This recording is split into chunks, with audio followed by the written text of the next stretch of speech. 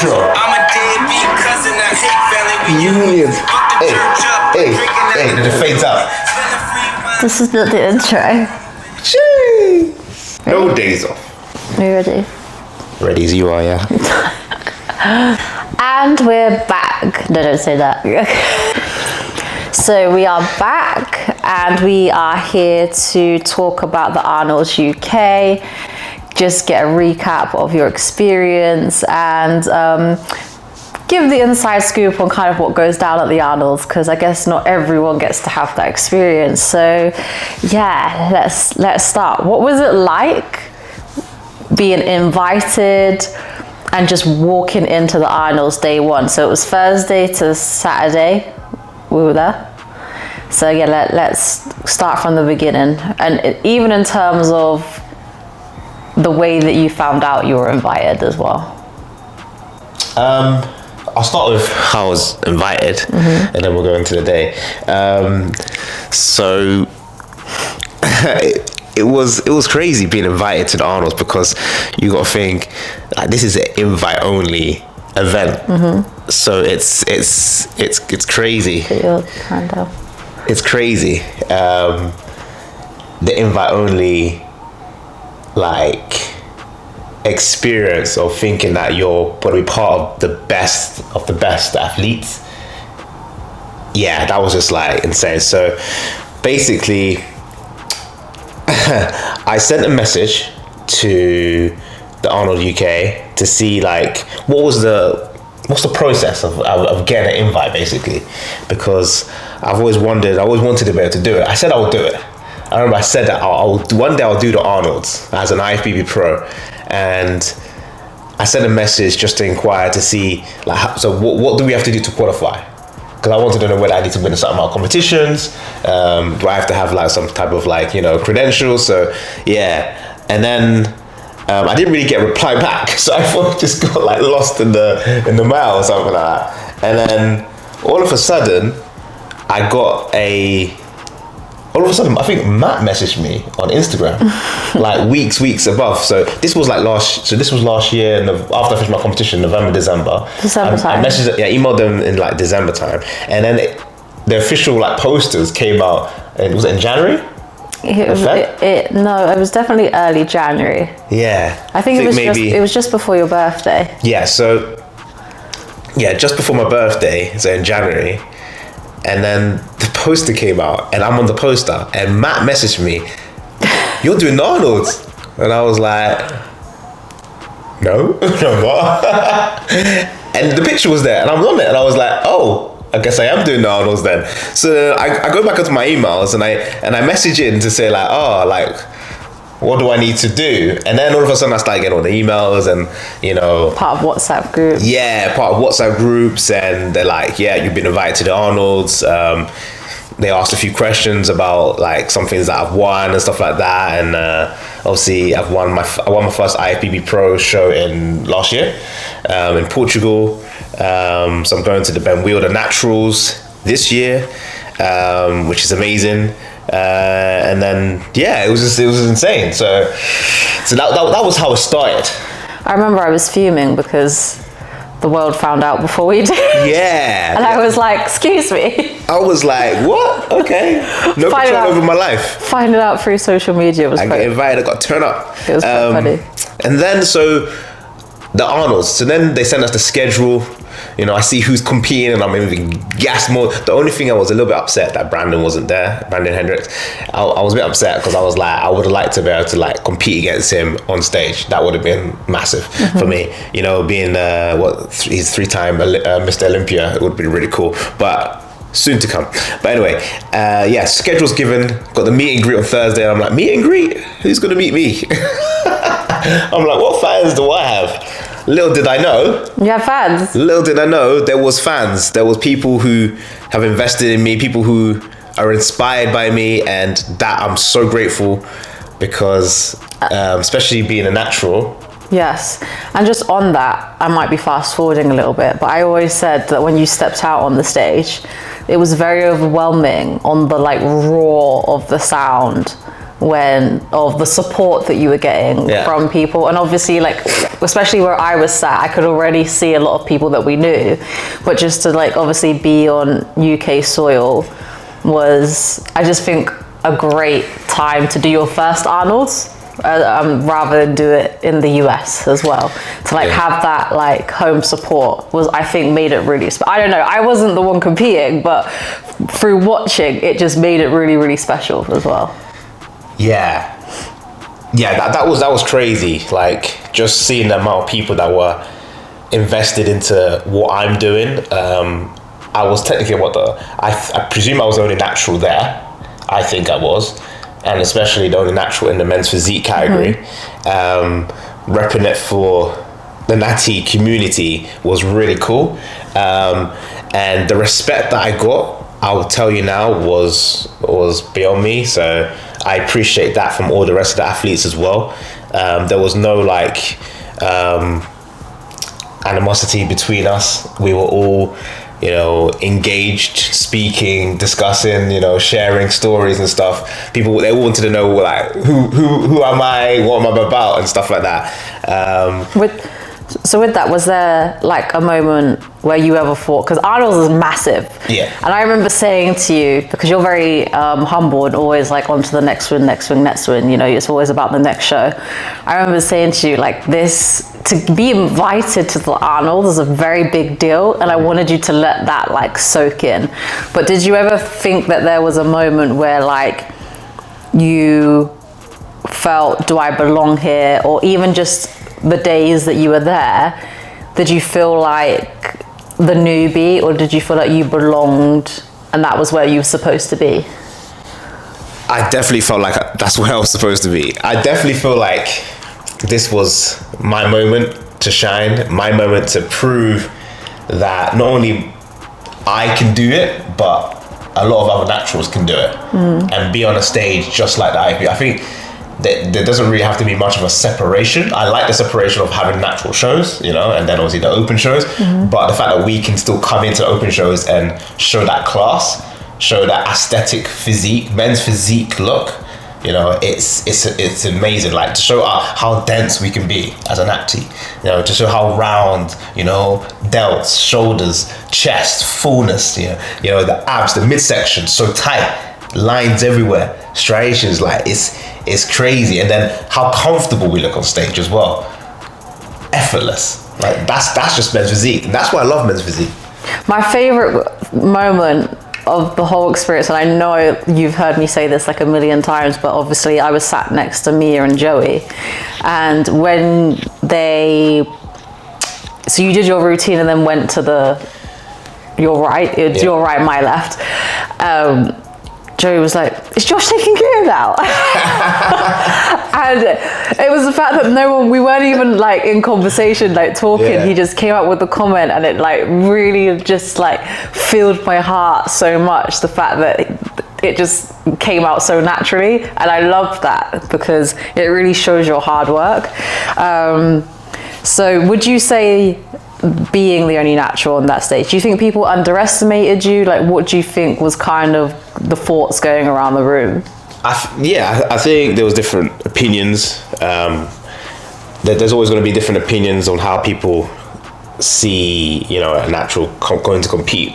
It could be positive, it could be negatively. I think, there was a mix of emotions or mixed comments, should I say. But I just focus on the positives. I don't really focus on the negatives. Like, it's just noise. So I'm just focused on that. Like, I'm gonna be on stage. I'm gonna be able to show what we can do and just be competitive as a competitor. We're all competitors, and that's the level that I see. Whether it's disadvantages or advantages, I'm still gonna bring my best, and my best is gonna be enough. And I'm only gonna go get better and grow. So at the end of the day, you all got to the same stage. I think the most interesting encounter, so the Thursday, obviously you had the meet and greet, which was kind of I don't want to say surreal experience, but it was quite an exciting experience, seeing the different athletes going into that room, basically. Especially when you did the athletes meeting, it was really good. It was basically seeing Instagram come to life. But you had a interaction with Ben Quill. Yeah. You know, there was Suki was there and Iman was there. Yeah. And he was basically grilling you for being natural. So, do you want to talk about that? Yeah. So, Ben, about to expose you. It was, yeah. So we were at registration. So it was getting me. I think that's the first time I kind of met all the guys, and then we came out. Suki was doing BTS interviews as soon as we came out to just get the grasp of what's going on, how we're feeling. We're ready. Spicing it up, mixing, stirring the pot, and everything as he does. Entertainment is real. But yeah, Ben Quill noticed me because he followed me on Instagram. As the poster came out of the entourage of all of us who were going, and yeah, so I thought that was amazing itself because I respect him a lot. He's done a lot in the industry, so in the bodybuilding sector, and he, especially for men's physique, he's won a lot. He's competed all over the world, so he's got a lot of experience.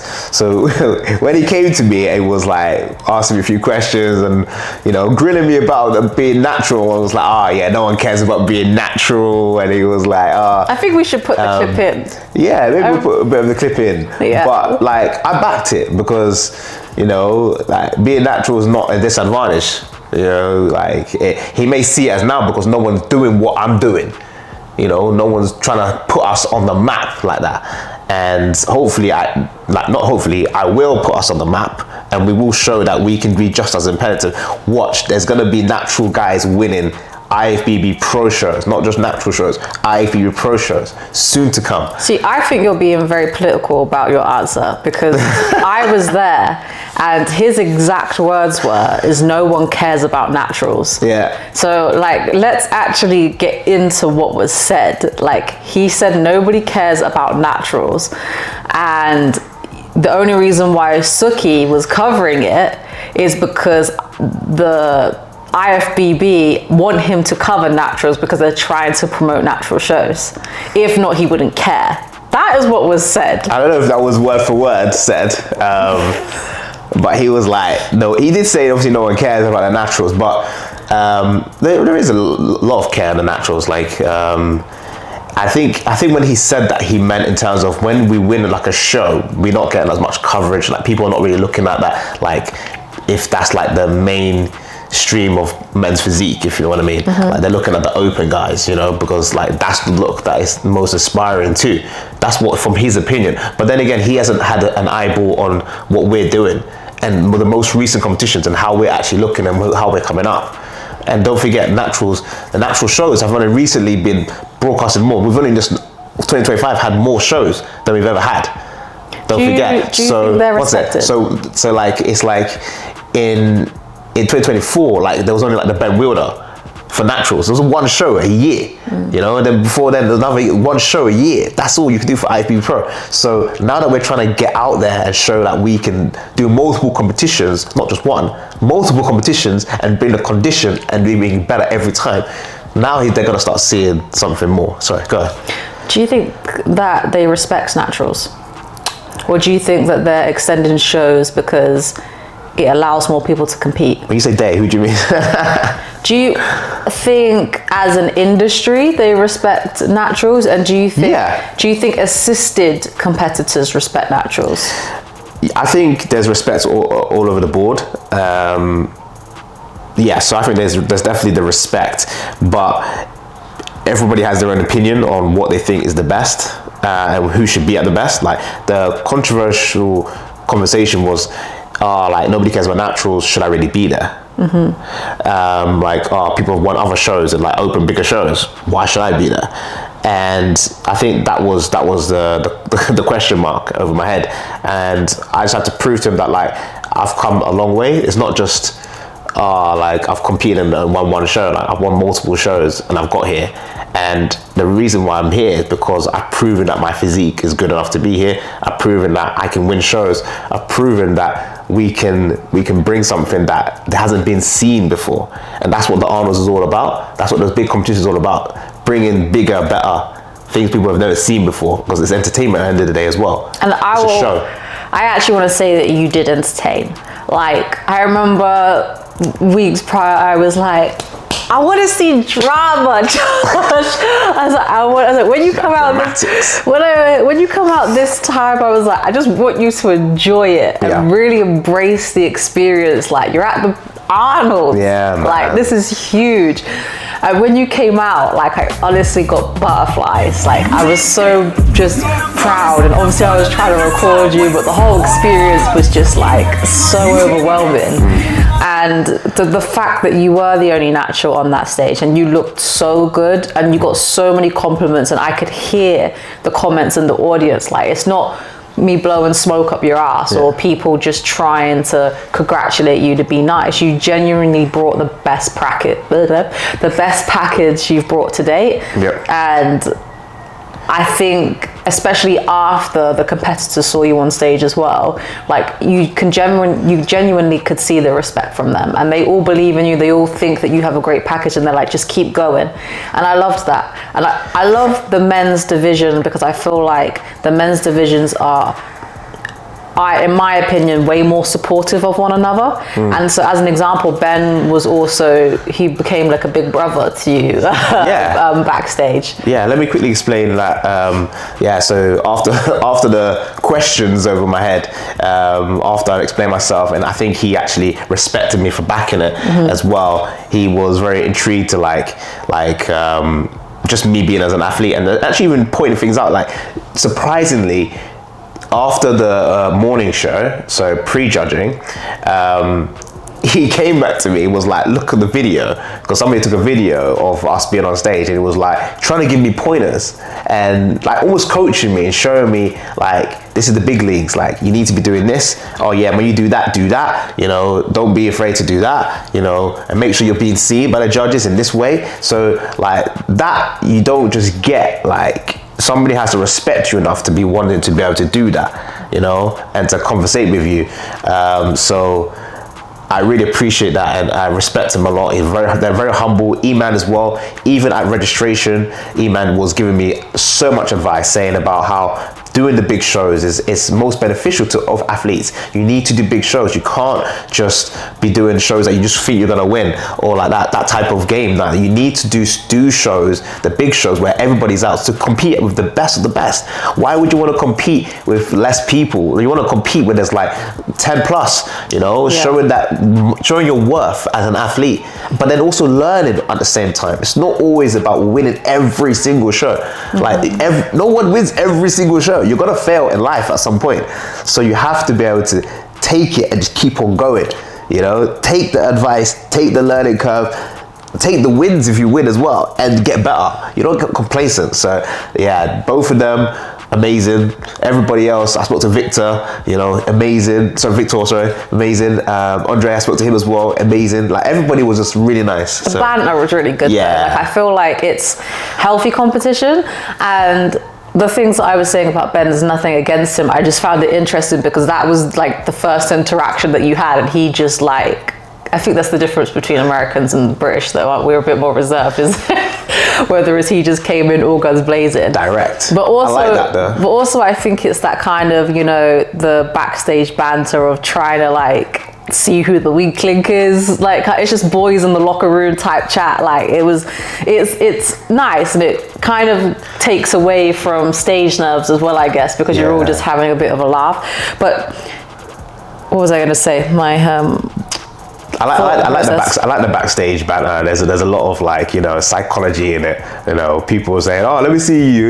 You got your abs out." Like, they were doing that. They're trying to get into people's heads and stuff, and, you know, and trying to psych people out. You know, but, you know, I think we're all very professional. We've been through it a long time, and a lot of people we were just very focused in it. So they kept trying to lift your top up. Yeah, Ben even got me on the live. So show them who's the best natural in the world. So the best natty. These are the best natty in the world. Come on, these are the Arnolds. Come on, show them, man. I love it. What do you think then it takes as a natural athlete? Like, what do you got to do what you do? I think from my experience as a natural, you have to want it bad. You have to want it more than the other guy. Depending if you're going to compete and as a natural or you're going to compete in the open, I think as a natural you shouldn't limit yourself to anything. So be relentless, be so hard on yourself, because no one else is going to be the best critic apart from yourself. Be your hardest critique because you will do crazy things. I did not expect myself to be at Arnold's at this stage. When I first started bodybuilding, I didn't dream about being, an IFBB or Arnold's, but my dreams just keep getting bigger every time I accomplish something. And I'm still a natural, and people are like, bro, you don't look natural. And that's a compliment to me, and that's a vibe. And I actually love that. So I'm just like, let's go. Like, I don't care. Like, I want to do more. So definitely be relentless, be resilient. Motivation isn't always enough. You have to be disciplined and ready to sacrifice a lot. But yeah, it's all worth it in the end. Did you have a dark day through this prep? Yeah, many dark days. There were days where I felt like my body was failing. Like, it was just like, I go to do my cardio the next morning and my body is just like, it ain't had enough rest. I feel like I just ain't got enough. But once I get there and I put myself through it, I don't know, I just get some energy. It's just something about being locked in and knowing where you're going. That destination and the journey, go through the journey, it just makes it better every single day. When it's Monday and you get it done and you're like, wow, I got it done. And then it's Tuesday and then you get it done, you're like, wow, I'm almost through the week. Wednesday, and you're like, oh my days, this is amazing, and I just keep going. So there were some dark days where I feel like I'm tunnel vision. People could come up to me in the gym and be like, you're right, Josh, you look a bit tired, or you look a bit and I'm like, yeah, I'm so zoned in. Yeah, I can still have a conversation, but I'm so zoned in. I'm so straight face, just. I feel like after the first 45 minutes, you're willing to have a conversation. Yeah. When you're in prep, I feel like you have to get the bulk of it, done, and then you're like, okay, let me, I can soften a little bit, but with people. But when you're in prep, you are very I think the good thing about that gym is as well, though, because you're very well known in that gym, and when people know you're on prep, they just kind of respect your space, which I think shows a lot of appreciation and respect for you as an athlete. Yeah, there's Some do. I think when I'm in prep, the good thing about it is I think many athletes go through the same thing. You're not a self-made winner in a way, if that makes sense. Mm-hmm. The support around you is massive. Because when I walk into the gym, I can have 7, 8 people ask me how my prep's going. And it's nice that people care. Mm-hmm. And to show that, and I can literally be on a Stairmaster and, it'll be Lawrence walking out saying, let's go, champ. It's that little bit just gives me that extra bit to finish off my Stairmaster. Mm-hmm. Lorenzo will be like, yes, go, Mr. No Days Off. And then it's just that extra little bit where I'm like, they know it's game on. Yeah. And I'm gonna bring it. Yeah. And I'm proving it to myself, but at the same time, I got them carrying on my back, so because I got to carry my community, my team as well. So it's like a team effort. So it's crazy that this sport is so individual, mm-hmm. but at the same time, it feels like a community, a team sport. So it's amazing. It does kind of take a village, because if you think about it, it is individual, but if you look at all the top Olympians, they're not going to the gyms by themselves. They have teams around them, and what we actually see on Instagram probably isn't half of the support that they have around them to get to stage. Mm. And I don't think there's any, what's the word I'm looking for? I don't think there's anything wrong with that either, because every sport is kind of a team sport. If you think about the Olympics, even sprinters, it's just them on the track. But they've had to have a team to get them there to win that race and keep them focused, and give them the little pep talks and spirits that they need to just if not sometimes, especially in the sense of bodybuilding where you're dieting, and I'll speak for myself, you go a bit loopy sometimes. Sometimes, you know, that deficit can get to you one day and you just need that one person. It doesn't have to be your coach or your partner, but it could just be someone in the gym that says, do you know what, you look really great. And that just might be what you need that day to be like, yeah, like let's fucking go. Like, do you know what I mean? Like, I need to push harder because I look good now, but I want to look fantastic. But I just think though, what does it cost? Because there's going to be loads of naturals watching you and following your journey and being like, oh, if you can do it, I can do it too. But what does it cost as a natural athlete or just an athlete in general to get somewhere like the Arnolds? It definitely takes patience, understanding where you're going. I would say focus on one thing and accomplish it before moving on to the next. I think a lot of people these days focus on so many different things and want to do it all together. Focus on one thing and then move on to the next. Yes, there's sacrifice, so you have to be willing to sacrifice, but hey, without sacrifice, there's no achievement. So, you know, you have to want to sacrifice something, whether it's going out, you know, parties, drinking, you know, your food, your favorite food, you know, your date night with your missus, you know, family time, you know, there's got to be that, but having a balance as well is major. It's mega. You know, you can balance it.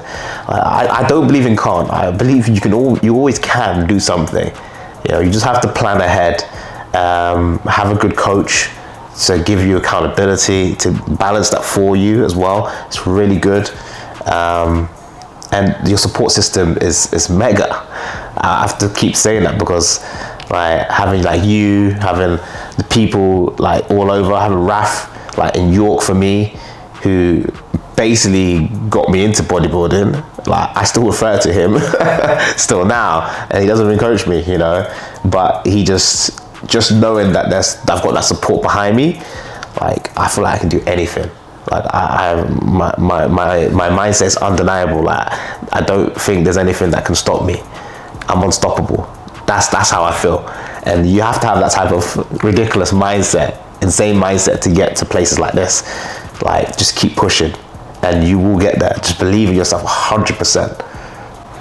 It's like you almost have to believe you have no weaknesses and you make your weaknesses your strength. Like let nothing stand in your way. Yeah.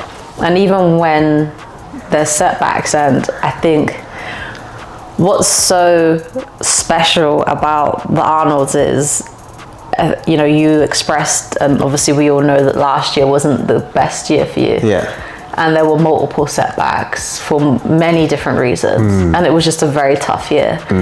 So from watching you do last year's prep to this prep, I was just very more so grateful to God as well that I kind of got to see you enjoy this one. I mean, there was a point where obviously, because you feel like you've been in quite a long prep because you didn't have much of a break. Yeah. From, was it December we went to Portugal? November. End of November. Yeah. Yeah. So from Portugal, coming out of that, going into Arnold's prep, you only had a couple of weeks. Yeah. So it has felt like you've been on prep a long time. However, I just saw the difference in you this time, and I think you were able to just enjoy it from start to finish, which was really nice to see. And I'm just, wanted to. How do you feel about that? Yeah, obviously I lost my dad last year, so it's crazy because it's an experience like I've not had like such a close loss in my family before. So having that and then dealing with it in my prep was just different, let alone work, everything else happening in the background as well, and I'm on prep as well, something that's extra curriculum in a way to your schedule, to your life, and you're having to deal with all the different things. It's juggling it. It was crazy. I still look at myself and go like, wow, you actually got through that, and that's actually like, you should really be happy, you should applaud yourself, like pat on the back, that type of thing. Like I don't know, but also it kind of, the conversations I've had with other people shows like how resilient I am, shows like how focused I can be and how well I can deal with stress. And I can only thank God for that, because I don't think I'll be able to do that. I don't know what came over me, but I just had like not only the community, my family and friends around me that were really helping me, but just I think if I didn't have God, I didn't have that belief that I could do things while things are going so wrong, like it's a part of life, isn't it? You're definitely God's strongest soldier, that's for sure. But I think as well, like everyone handles grief in a very different way, and you can allow it to. Grief does destroy us, unfortunately. Like it's an experience I don't think anyone's ever ready for. Even when you might be in the position where you know it's coming, it's still always going to hurt. So the fact that you're able to channel it in a positive way, and I guess that whole journey, was you turn it into a positive, as in you want to make your dad proud. Coming into this year and starting it off with the Arnolds. Yeah, we smashed it. He's so proud. We smashed it. So Let's proud. Let's go. So yeah, for the, I guess, younger generation, because there were a lot of young fans at the Arnolds, coming to all the athletes and just being at the expo. There is a lot of discussions on social media, and I think the topic of like steroid use is just out there and accessible for young people. So let's say if a 19-year-old was to come to you and say, I'm thinking about taking gear because I want to be the top Olympian, what would you say to them? I would say to them, not obviously from experience, but from my knowledge of the sport and the athletes I've spoken to who have done well, if that's something that they're thinking about, you need to take the experience of the best of the best. If you want to be the best, and that's what you're aiming for, to take those pathways, look at what the best have done. And the best have pushed themselves naturally to their very limit of what they know is their limit, which has took years, not months, years. Mm-hmm. These guys have trained. I've trained with people, competed with people who have trained for almost a decade before they've gone on to anything. Okay? So if you're gonna think to do that, push yourself enough for almost a decade. At least half a decade or a decade. Push yourself. Because growth is slow. Mm-hmm. You can't grow that quickly. Even with steroids, you're not gonna grow. You're not gonna be Ronnie Coleman, Arnold Schwarzenegger. You're not gonna be that in the year. It takes time. So push yourself so you can push to your genetic limit or peak. And then if you feel like, you know what, okay, I'm not where I still need to be, I still feel like I could push more, the option could be to go to the dark side, as they say. Or you might get to the point like me and be like, whoa, look at the years, look at the effort I put, look at what I've done, look at the way I look. People think I'm on steroids now. And you might be like, I want to see how far I can keep pushing with this natural. So there's the two different points. I think it's obviously it's your decision, but take time with it. I was going to say, as you said, people think that you're on steroids now. The most frustrating thing, but it was also the biggest compliment to you, was when BTS posted you coming out on the stage as the Natty King. Yeah. And all of the comments were basically negative, being like, yeah, right, Natty, yeah, and they were just... Sure, he's not Natty. Yeah, they were just listing a bunch of stuff that you're probably taking, and it was quite funny. Do you think, on that, of social media as well, kind of, back to that conversation, do you think there's less advantages for the natural community in terms of, obviously, one, the reach that they get on social media, but also the opportunities coming to them with like sponsorships and promotions, etc.?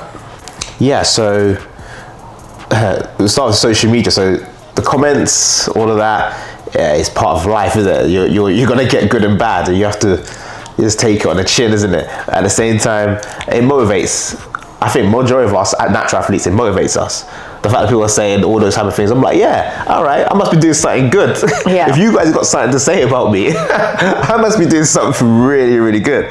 So yeah, by summer I need like 20 more haters. That's what I keep saying. I need more because you must be doing something good for people to be talking about you. Otherwise, no one's going to talk about you. If you're not doing nothing, no one's going to say nothing about you. So there's no such thing as bad press. Exactly. So for me, people don't know me, so they're going to say things, but hopefully they will want to learn to know me and see how I train, who I am as a person, my character and my beliefs. And I've always said I'm going to be 100% natural anyway, but it doesn't mean that the other side is bad or mine's good. It just means that's the path I've chosen. Everyone has their own path. So social media will always, you know, be will be elite in terms of giving their opinion and swaying it to a certain way. But yeah, the truth is there and everyone knows it. So I think I have no issue. But in terms of the sponsoring and the brand deals for naturals, there isn't enough, and I think that's a massive issue. And I think that's something where I think we need to tap into as well. I think brands look up to these ultra superhumans for promoting them, their brands and more. But us natural guys, people look to us more so because not only does our physiques look more achievable than the top athletes, but it's like we're a lot more relatable, and coming up, the journey is seen a little bit more relatable. But do you think brands want that though? Like, if we're being honest, like, do you think, as an example, and I know obviously we are all humans, and you are humans on stage, but would the audience, let's say like Marvel and DC fans, do you think that they want a relatable Superman? Because bodybuilders are like your living day superheroes. Yeah. So I don't think that you look like someone that's relatable. So let's just make that very clear. I wouldn't say that people look at you and think that's achievable. Yeah. But I don't think relatable would be the right word. The right word. Because the whole idea of bodybuilding is, like, the reason why it's hard is because it isn't relatable, and it shouldn't be something that people feel that they should be able to, like, everyone could achieve. If not everyone would do it. Yeah, being the supernatural. I think for brands, I think eventually they will start to look at us, because us naturals are really bringing something new to the industry, and I think there's a big market for it. No, 100%. But there are some naturals out there that have large following as well. I don't know if it's necessarily the fact that it's to do with being natural as such. I just think potentially the non-assisted people, because they're promoting something that's, I guess, abnormal, it gets more traction in terms of people following and seeing what it's about. Because it's not something that the everyday person's doing. So it's more enticing to an audience, I guess. Whereas being natural, as you used earlier, is a little bit more relatable in the sense of they're like, oh, I can do it too. No, they can't. They can't do it. They can't do it. But if they can. But what I'm saying is, when I say they can't, it's not as simple as like, oh, you can just do that, because actions speak louder than words. You know, it's not easy to get to where some of the positions some of these guys have got to, like myself and others that I can mention in the industry. So, yeah. So, what would you say that your biggest highlight was from the Arnold's overall? Biggest highlight, it's just it's so many different highlights of the experience. Like, from the meet and greet, like meeting people, generally having conversations with people, noticing how inspiring like my journey has been to a lot of people. You know, literally having to sign their books is crazy. That was really cute. But like just having conversations with some of the athletes as well, just learning things. Like, I love that environment of learning information and taking things in, but also like hard experiences. You know, like what people have gone through and where they've got to. Like times where, for example, I was telling you not long ago, like the times where I'm in the shower and I'm thinking about myself, like, am I worth this? Like, can I actually do this? Like, everybody has doubt. Like, everybody, it's insane to say that everybody wants to go to the gym, train hard, smash their body up, like ache every day. Like, that is not what we want. But like, there's times where like, yeah, you are down and you are thinking, oh, can I do this? Like you do, you know, but like, because of because the mentality that I have, like that winning mentality, like I do push myself. I do depend on myself and my mentality a lot to get me through this. And I sometimes I have this 5-minute thing of when something bad happens, I give myself 5 minutes. Shout, scream, whatever, cry, you know, have your little fitty. You have 5 minutes. After that, get on with life. Get on with it. You get it done. That's my little thing that I use, and it works. You know, because it's to suppress your feelings is the worst thing. Don't ever suppress your feelings. Speak out. Speak to somebody. You know, write it down. You know, get it out. Don't ever keep things in. As men, don't keep things in. It's okay to have it out. In whatever form or way you want to do it. You know, but I give myself 5 minutes if I need to speak to somebody, if I need to like rage, if I need to throw something, if I need to like ignore, like be by myself, like tunnel vision, like be in a room by myself for a bit, like 5 minutes. After that, find solutions, get it done. Let's progress, like live a happy life. Yeah, I think men have the need to keep everything in, and they see vulnerability as weakness. But the mind's very powerful, and if you don't speak about things just as a release, not even in terms of needing help from someone, but it's good to get it out because it's not added, pardon the pun, but it's not added weight on your shoulders. Yeah. You know, and we need to protect a lot of the people in bodybuilding as well, because I think we've seen there's so many benefits to bodybuilding, but obviously we've seen circumstances where it has been very overwhelming for people, and unfortunately it has led to people taking their lives. So I think it's great that you're putting out that message and especially within the community, everyone should talk to each other because everyone knows what they're going through. So they shouldn't feel that they can't reach out to like friends or fellow competitors to support. But yeah, what's next then, I guess, for the rest of the year? What's next? What we've got looking forward to? We have the Ben Wielder, which I'll be doing in America. So stay tuned. That's going to be amazing. I wanted to do it last year, but we got the ticket for this year. Yes. And I'm just fired up for it. So I'm really excited to see what we can do. I'm in the off season now. Well, so I call it improvement season, but off season. And it's time to grow, work on the parts that I spoke to Tyler Mannion about, weaknesses, anything that could possibly look or make me look less, but I think we're on course. I think I'm doing everything that needs to be done. We've only just started as well, and I feel like there's a lot of improvements already. So I'm really excited. And then from then on, there might be some other competitions after that. So stay tuned. But I like to focus on the next one, and we'll go from there and smash it.